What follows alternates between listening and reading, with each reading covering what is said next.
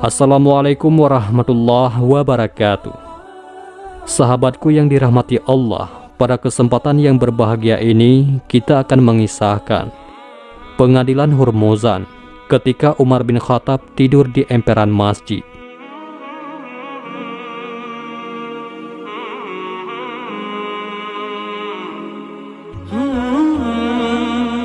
Saat Ahnaf bin Qais di bawah panji Islam dan menyerbu daerah timur Persia, ia mampu membuktikan kepahlawanannya. Namanya makin tenar dan prestasinya kian cemerlang. Dia dan kaumnya, yakni Bani Tamim, turut berjasa dalam menaklukkan musuh dengan pengorbanan yang sangat besar.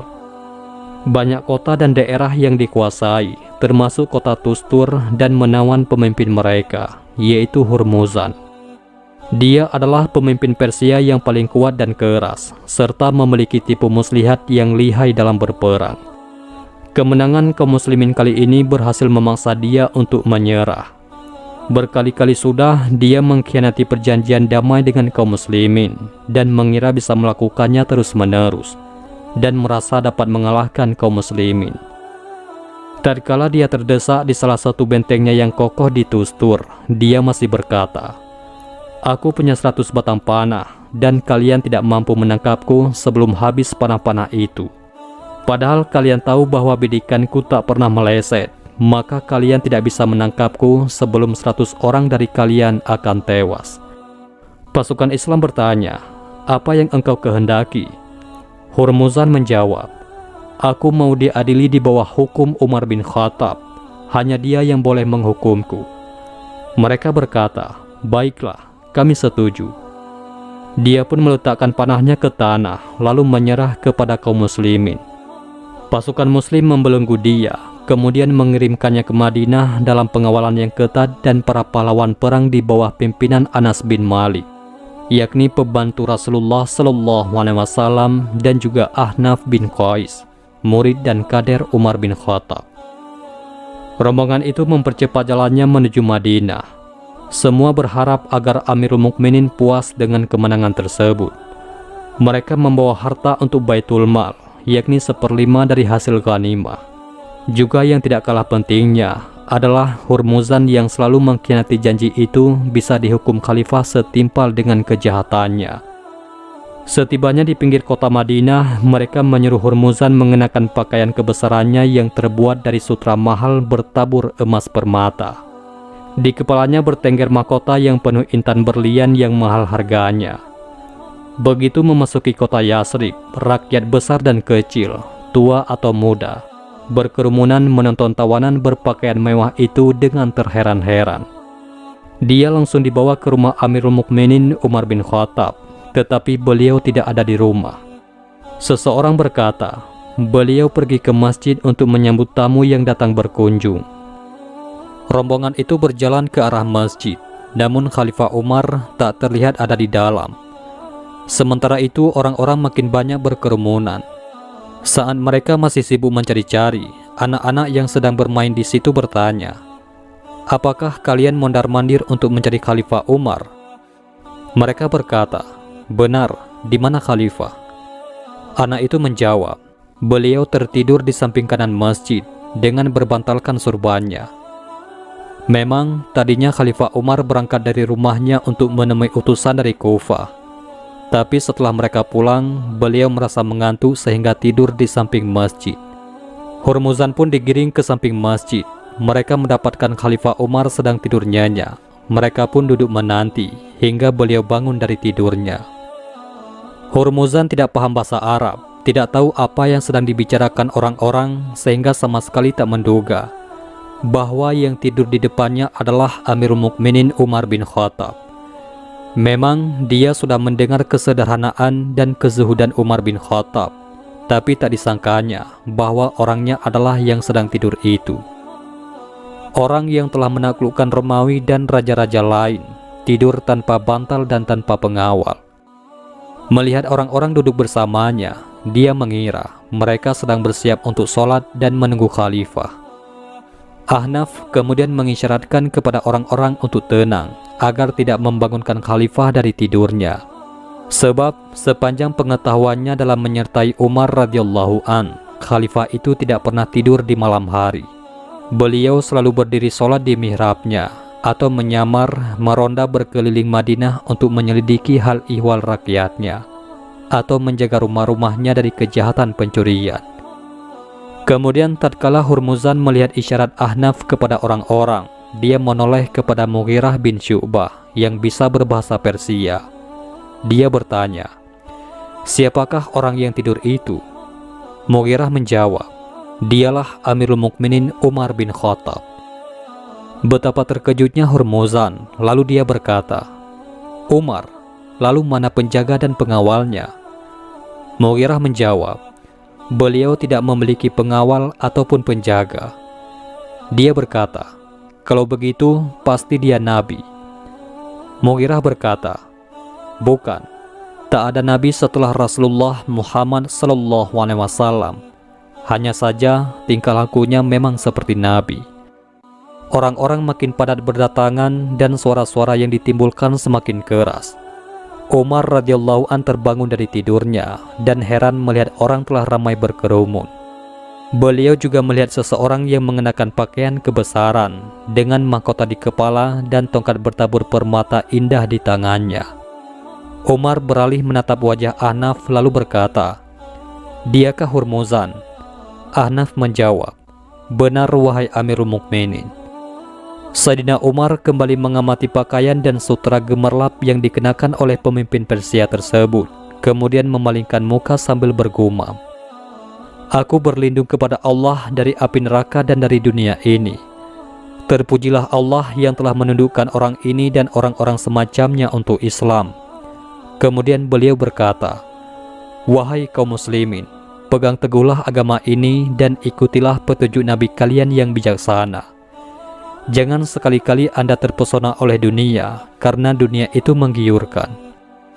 Selanjutnya, Ahnaf bin Qais mengutarakan kabar gembira tentang kemenangannya. Ahnaf berkata, "Wahai Amirul Mukminin, Hurmuzan telah menyerahkan diri kepada kita dengan syarat akan menerima ketetapan Anda atas dirinya. Silahkan Anda berbicara sendiri kepadanya jika Anda berkenan." Sayyidina Umar berkata, "Aku tak sudi berbicara dengannya sebelum kalian melepas pakaian kemegahan dan kesombongan itu." Mereka pun melucuti semua kemewahan yang dipakai Hurmuzan, kemudian memberinya gamis untuk menutupi auratnya. Sesudah itu, Sayyidina Umar menjumpainya dan berkata, "Bagaimana akibat pengkhianatan dan ingkar janjimu?" Dengan menunduk penuh kehinaan, Hurmuzan menjawab, "Wahai Umar, pada masa jahiliyah ketika antara kalian dengan kami tidak ada Arab, kami selalu menang atas kalian. Tapi begitu kalian memeluk Islam, Allah menyertai kalian sehingga kami kalah. Kalian menang atas kami memang karena hal itu, tapi juga karena kalian bersatu sedangkan kami bercerai-berai." Umar menatap tajam kepada Hurmuzan dan berkata dengan nada tegas, "Apa yang menyebabkan engkau ingkar janji wahai Hurmuzan?" Dia berkata, "Aku khawatir Anda membunuhku sebelum aku menjawabnya." Umar menjawab, "Tidak, sebelum engkau menjawabnya." Hurmuzan menjadi tenang dengan jawaban tersebut, lalu dia berkata, "Aku haus." Umar pun segera memerintahkan untuk mengambil air minum. Kemudian seseorang menyodorkan air dalam suatu wadah yang sangat tebal. Melihat itu, Hurmuzan berkata, "Sampai mati pun, sungguh aku tidak bisa minum dari wadah seperti ini." Umar menyuruh petugasnya untuk mengambilkan air dengan wadah yang disukainya. Hurmuzan menerimanya dengan tangan gemetaran. Umar bertanya, "Ada apa dengan engkau?" Dia menjawab, "Aku takut dibunuh di saat meneguk air ini." Umar berkata, "Engkau akan aman sampai selesai minum air ini." Namun Hurmuzan langsung menuangkan air itu ke tanah. Umar berkata, "Bawakan air lagi dan jangan kalian bunuh dia dalam kehausan." Hurmuzan berkata, "Aku tak butuh air, aku hanya butuh keamanan atas diriku." Umar berkata, "Aku akan membunuhmu." Hurmuzan menjawab, "Anda sudah berjanji menjamin keamananku hingga aku meminum air yang aku buang tadi." Umar berkata, "Engkau bohong." Anas bin Malik berkata, Dia benar wahai Amirul Mukminin, Anda telah menjamin keamanannya. Umar berkata, janganlah berlaku bodoh wahai Anas. Aku menjamin keamanan orang yang menewaskan adik Anda, yakni Al-Bara bin Malik serta Majza'ah bin Sur. Tidak mungkin. Anas berkata, tapi tadi Anda berkata, engkau aman sampai minum air ini. Ahnaf mendukung kata-kata Anas, demikian pula orang-orang yang lain. Umar menatap Hurmuzan dengan geram, lalu berkata, engkau telah memperdayaiku. Akhirnya Hurmuzan memeluk Islam, kemudian Umar memberinya bagian sebesar 2000 dirham dalam setahun. Hal yang membuat Umar dongkol hatinya adalah seringnya orang-orang Persia ingkar janji terhadap kaum muslimin. Lalu beliau mengumpulkan para utusan yang datang bersama Hurmuzan dan bertanya, apakah kaum muslimin suka mengganggu orang-orang zimmi dan menekan mereka sehingga mereka melanggar perjanjian? Mereka berkata, demi Allah, wahai Amirul Mukminin, tak satupun pejabat kita berbuat keji terhadap mereka, menyalahi janji atau menipu. Umar bertanya, lantas mereka selalu berbalik setiap ada peluang, padahal sudah terikat perjanjian.